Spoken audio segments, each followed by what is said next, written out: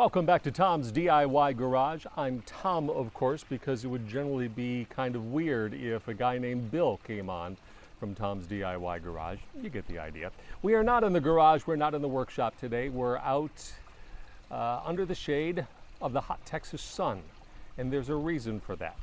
Typically, this show is designed to be about do-it-yourself type things. Love to do it.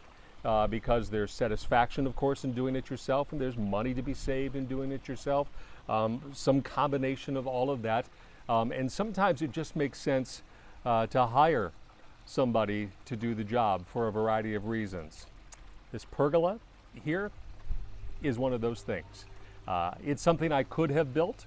I thought about building, but I decided to hire this particular job for a variety of reasons, most of which is that Mrs. Zizka wanted it done in a timely manner. It probably would have taken me a little bit longer than either of us really wanted. But it's an important conversation to have on when to decide, do I do it myself or do I hire somebody to do the work? So that's what this one's all about.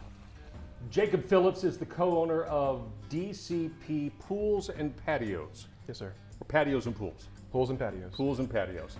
They built the pergola for me.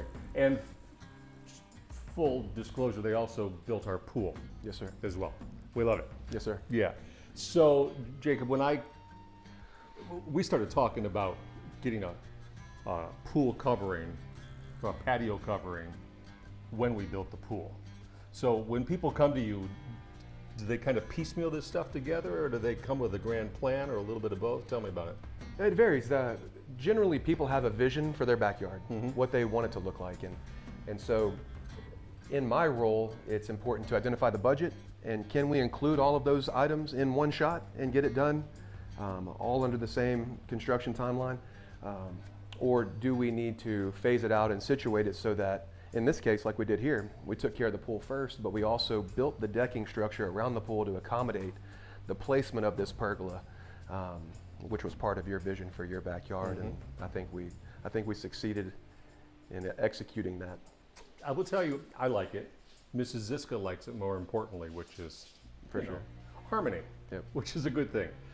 Let's talk about DIY versus hiring, because this is a DIY show. Yep. I love when you can do it yourself. And I could have done this myself, but it would have taken me longer, and I would have needed a helping hand for some of these things, Sure. maybe a lot of these things. So how do you decide one way versus the other? Obviously you're a company and you'd love everybody to hire, but you understand the nuances and the differences. So Yep.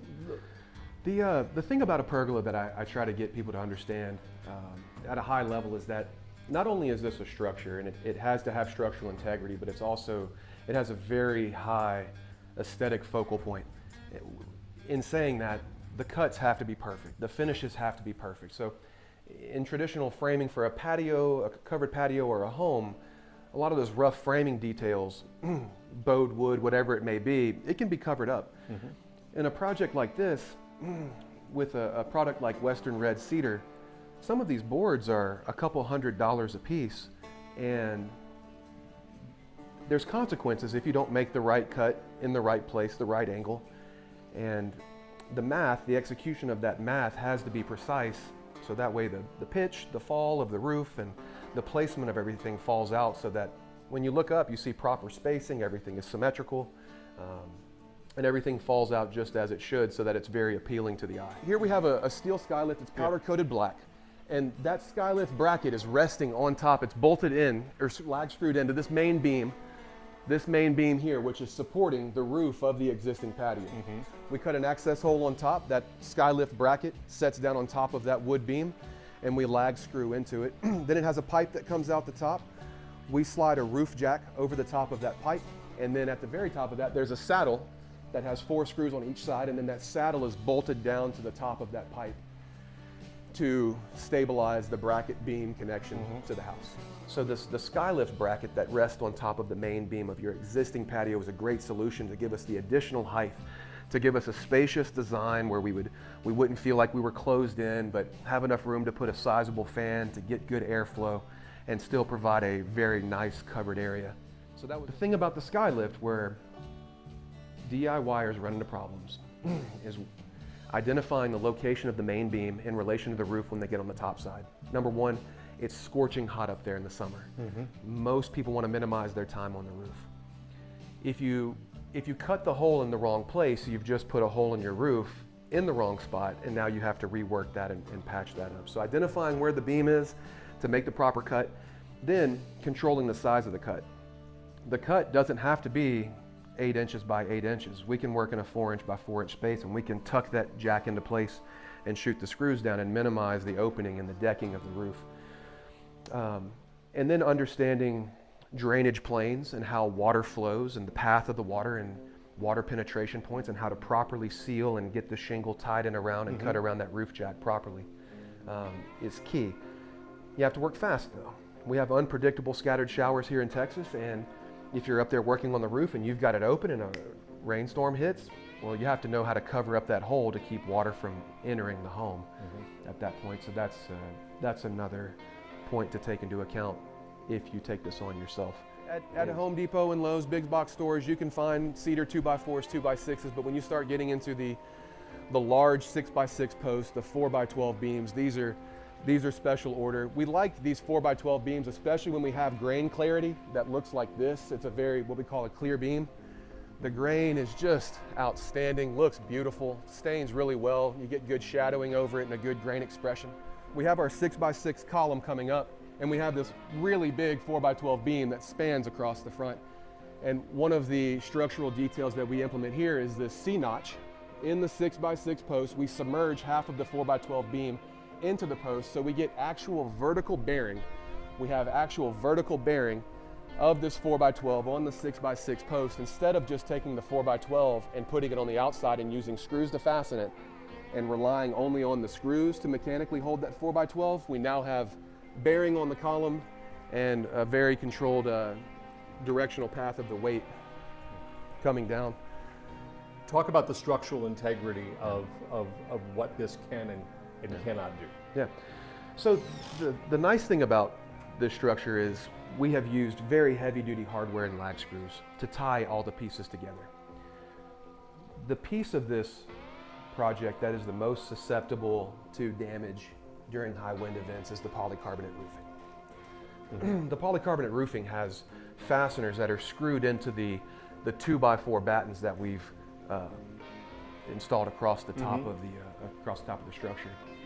And if the screws that are being used to hold down the fasteners that the polycarbonate panels clip into, if those screws don't have a very aggressive thread, or if they're too short, they're susceptible to pull out in the event that the wind shear is so strong, it causes a lot of vibration, shaking, and eventually the fastener lets loose. So the fastening system has to be very well thought out. It has to be long enough and aggressive enough to hold those clips into place. Outside of that, these panels, and our vendor calls this the Hercules system for that very reason, the panels are incredibly strong. I'm knocking on wood. But the fasteners, and I'll tell you, after Hurricane Beryl, I checked in on some clients who had pergolas and asked how they did, and they were fine. I was truly expecting one or two to say something happened, and fortunately, no callbacks. So when you talk about an aggressive thread, I know what you're talking about. Some people might not have given that some thought. You're talking basically a pretty stout screw that has enough thread to bite into the wood and hold into the wood, correct? Exactly. So you have the shaft of the screw and then the threading that wraps around that shaft. And when I say aggressive thread, I'm looking for a thread design that comes away from the shaft quite a bit, because that threading is what's going to hold into the meat of the wood. So the more thread exposure that you have into the wood, the less likely it is for that screw to tear out. But if you have a standard machine screw where the thread is very, very low profile, it doesn't take much for that to work its way out of the cedar. Cedar being a lighter wood, cedar's somewhat soft, so the aggressive threaded screws, coarse thread is really the term to use. Yeah. And that's the key for securing that system down. So we also have we've got some lighting, and we've got obviously a big honkin' fan. It's not a big ass fan and that's a brand. I didn't just come up with that. It's a big honkin' fan, which is not a brand. It's just a big wide thing to move air. You had to, and I watched your electrician when he came in, kind of get creative to get electricity from the house out to this because there was no easy access. Yep. We had 2 switches already in place in the house. One switch was dedicated for the fan, one switch was dedicated for the lights. So we opened up the lights that we had on this current current fan, and we jumped off of that circuit. So we ran a line from the existing light circuit over to a junction box in the soffit. We did the same thing for the fan. And then once we got to the junction box in the soffit, we then converted to PVC, went up the side, and then used a metal BX cable to then, it's a flex cable, it's wrapped in metal, outdoor rated. Right. And we use that to go from light to light to light to light, and then also to the fan to create our lighting and fan circuit for the pergola. But the nice thing is it's all attached to the same circuit as the existing patio, and those switches being inside makes it nice for you guys to be able to turn on those lights and fans from the house. The alternative would be to have switches exposed on a box, in a box, on the side of the brick wall, something like that, with conduit running up the wall. A little more unsightly. So if we can keep it neat, branch off the existing circuits and tuck away everything into the existing patio ceiling and bring it out to the pergola from there, that's the ideal solution. Just anecdotally, as I watch you, you guys seem like you're pretty busy. What's the market like for people doing outdoor renovations and improvements and enhancements? The market is still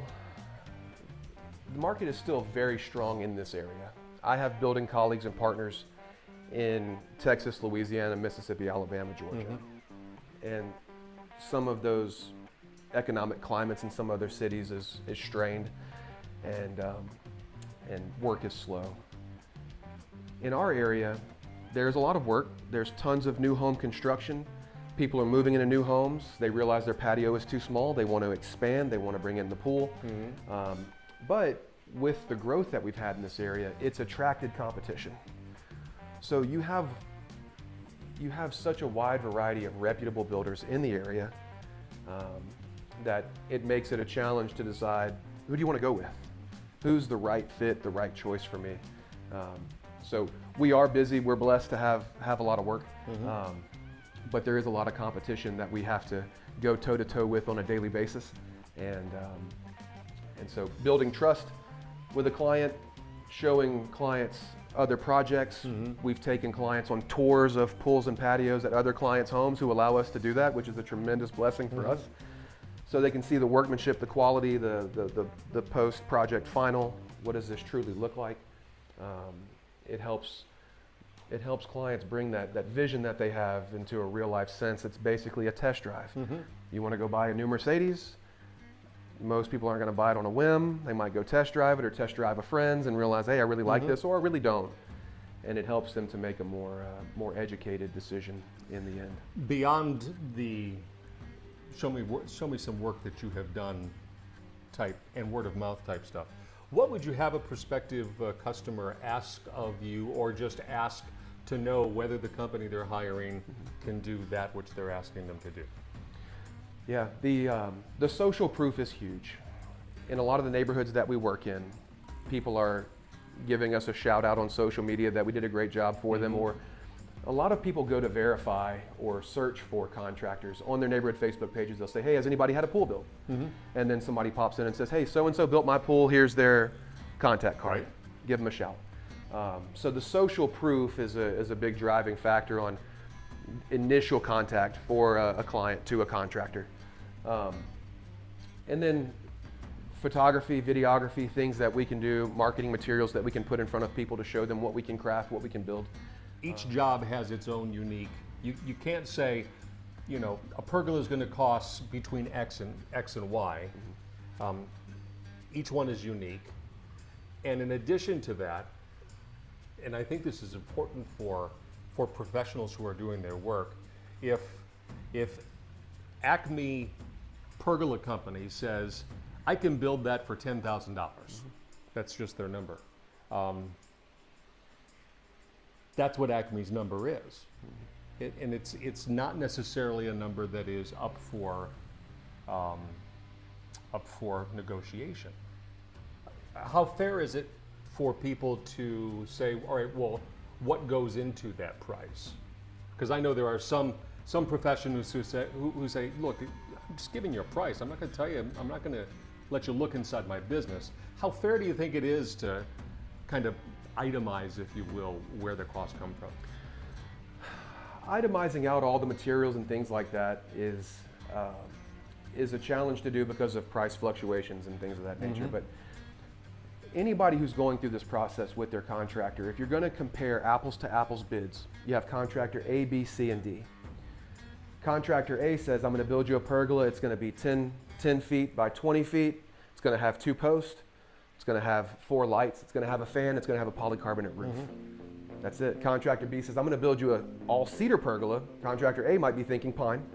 Contractor B says, I'm going to build you all cedar, 2 posts, 4 lights. Okay, we got a little more detail. Contractor C says, I'm going to use 2x8 rafters. I'm going to use 2x4 battens. I'm going to use 6x6 posts. I'm going to bring in a supersized 4x12 beam. I'm going to lag screw it all together, and we're off to the races. But contractor D comes in and he says, I'm going to do all of that, but I'm going to use decorative, black, matching ornamental hardware. And he breaks down all of this detail. That agreement, that scope of work is the operating document between the contractor and the client. That's what we agreed to. So if contractor A's bid is very obscure, you may walk outside and you see 2x4 rafters, and we know they can't make that span, and you go, that's going to sag in just a couple years. Well, this is what you agreed to. This is what I said I was going to build you.